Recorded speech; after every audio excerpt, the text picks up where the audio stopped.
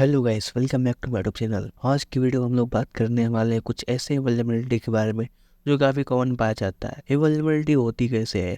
जब हम कोई भी प्रोग्राम करते हैं और उसमें कोई लॉजिक में गलती होता है तो अक्सर हमें कोई ना कोई वल्नरेबिलिटी मिलता ही है। वल्नरेबिलिटी बनाने बहुत पहले ही बात कर चुका है। वल्नरेबिलिटी बहुत से टाइप के होते हैं जिसमें मैंने पहले एसक्यूएल इंजेक्शन के बारे में बात कर लिया है। आज की वीडियो में हम लोग एक्सेस वल्नरेबिलिटी के बारे में बात करने वाले हैं।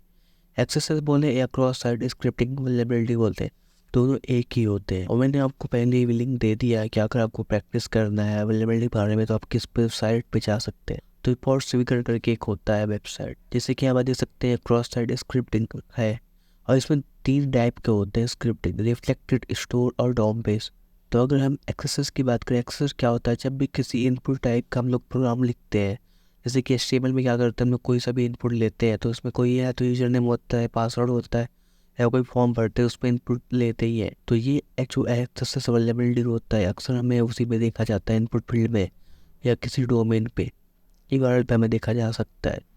जब हम किसी वर्ड पे देखते हैं उसको डोम बेस भी वल्नरेबिलिटी बोल सकते हैं। ये वल्नरेबिलिटी काफ़ी हमें बेसिक सा देखा जा सकता है अगर हम लोग कोई लॉजिक बिल्ड करते हैं और उसमें हम कोई हेडर या कंटेंट लिंक जो भी होता है उसकी कुछ हम मेंशन नहीं करते हो तो अक्सर हमें ये वल्नरेबिलिटी देखने को मिलता ही है। और ये वल्नरेबिलिटी क्या करता है, जो भी विक्टिम होता है उसको अलाउ करता है कोई सा भी एक्शन परफॉर्म कर सकता है।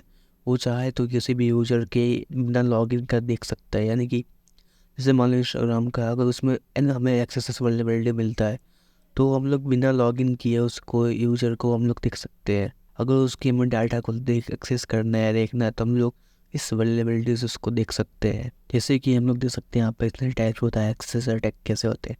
जैसे कि मैंने पहले यहाँ पर बताया था कि रिफ्लेक्टेड, स्टोर और डॉम बेस होते हैं। अब रिफ्लेक्टेड में क्या होता है, जैसे कि मान लो हम कोई भी इनपुट है उससे अगर वल्नरेबिलिटी चेक करते हैं और हमें वो कुछ रिफ्लेक्ट करके दे रहा है तो वो क्या हो जाता है, रिफ्लेक्टेड। जैसे मान लो अगर मैंने कोई अलर्ट जनरेट किया है किसी भी इनपुट फील्ड में या डोमेन पे और वो कुछ रिफ्लेक्ट करके मुझे देता है तो बेसिकली क्या हो गया, रिफ्लेक्टेड क्रॉस साइट स्क्रिप्टिंग हो गया। इस रिफ्लेक्टेड से वो किसी भी यूज़र का रिट्रीव कर सकता है डाटा। एक्सेस से कितनी रिफ्लेक्टेड का ये काम होता है।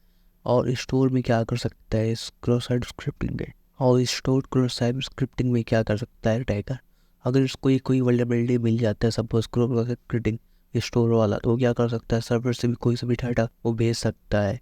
जैसे कि अगर मैं किसी का, अगर मुझे मैसेज का होता है बस मुझे स्टोर का क्रॉस साइट स्क्रिप्टिंग या एक्सेस अवेलेबिलिटी मिल गया तो हम उस मैसेज से किसी को भी स्टोर करके, यानी कि मैसेज सर्वर से किसी को भी भेज सकते हैं।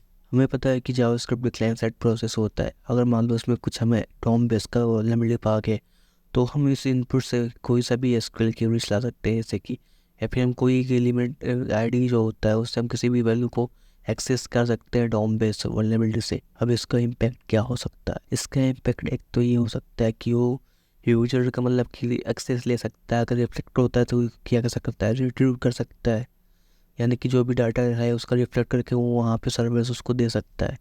और अगर इसकी अगर स्टोर वल्नरेबिलिटी है तो किसी का ट्रांजेक्शन अगर जो भी हुआ वो ईमेल है उसको वो क्या कर सकता है, उस पर कुछ चेंजेस कर सकता है जो भी सेंसिटिव डाटा हो सकते हैं। और अगर हमें उसमें वल्नरेबिलिटी मिलता है तो किसी भी यूजर का फुल एक्सेस फुल कंट्रोल को भी चेंज कर सकता है इस वल्नरेबिलिटी से। एक्सेस वल्नरेबिलिटी जो होता है अगर इनपुट फील्ड है, जैसे कि अगर मैं इस लैब को सॉल्व करके आपको दिखाऊं तो ये फर्स्ट वाला रिफ्लेक्टेड करके मैं आपको दिखाता हूँ। तो ये क्या बोल रहा है कि मैं अलर्ट जनरेट करना है, ओके। अगर मैं एक्सेस करता हूँ इस लैब को तो हमें क्या करना है, अगर हमें वल्नरेबिलिटी चेक करना है एक्सेस को तो हम लोग बहुत से तरीके से कर सकते हैं। जैसे कि अगर हम लोग इनपुट फील्ड हमारी कहाँ पे, एक तो ये इनपुट फील्ड है क्योंकि हमें पता है एक्सेस से वल्नरेबिलिटी मिलता है, इनपुट में मिल सकता है।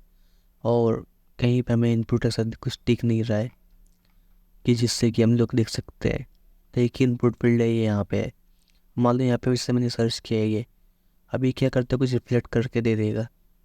अब मान लो ये रिफ्लेक्ट करके हमें 1 दे दिया। अब मान लो मैं किसी यूजर का अगर कुछ एक्सेस लेना है तो हम लोग रिफ्लेक्ट करके यहाँ पे इसकी सेशन जो होती है हम लोग उसको हैंडल कर सकते हैं एक्सेस अवेलेबिलिटी से।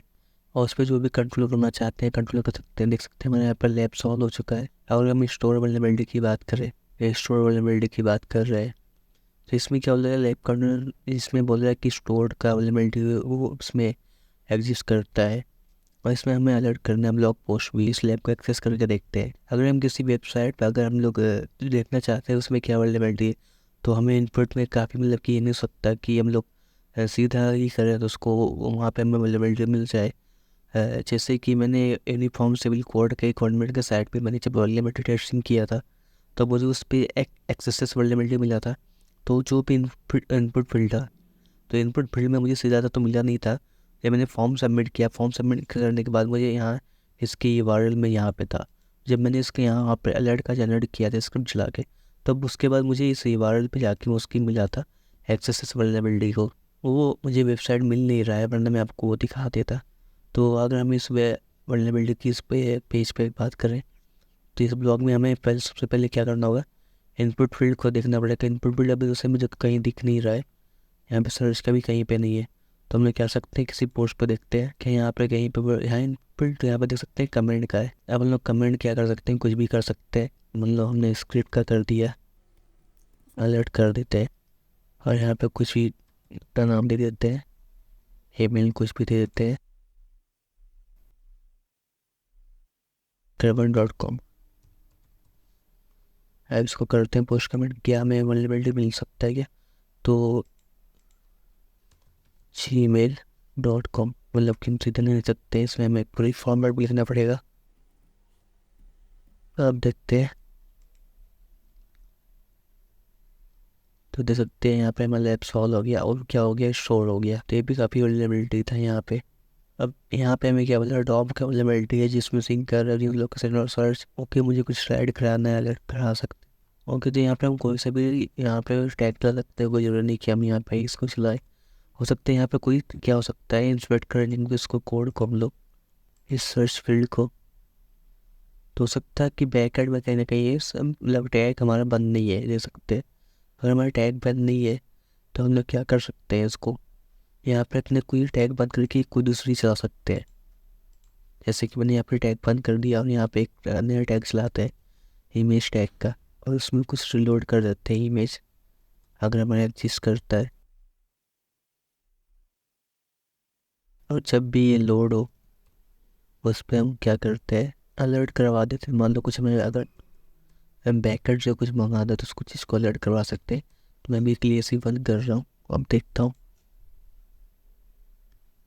दे सकते हैं यहाँ पे हमारा ये यहाँ पे कुछ अलर्ट कर दिया। अब सपोज करो यहाँ पे कोई वल्नरेबिलिटी अगर हमें अच्छे से आता है, तो हम लोग कुछ भी बैकएंड से डॉम बेस से हम लोग एक वल्नरेबिलिटी को मतलब कि कुछ भी हम लोग एक्सेस कर सकते हैं, सर्वर से डॉम बेस पे मंगा सकते हैं किसी भी यूजर का इन्फॉर्मेशन। तो ये काफ़ी वल्नरेबिलिटी होता है जो इनपुट वैनिश करता है। तो इस चीज़ को काफ़ी ध्यान रखना होता है हमें। कम अगर बग मिलता है ये किसी भी वेबसाइट पे, तो हमें कंपनी को रिपोर्ट करना होता है।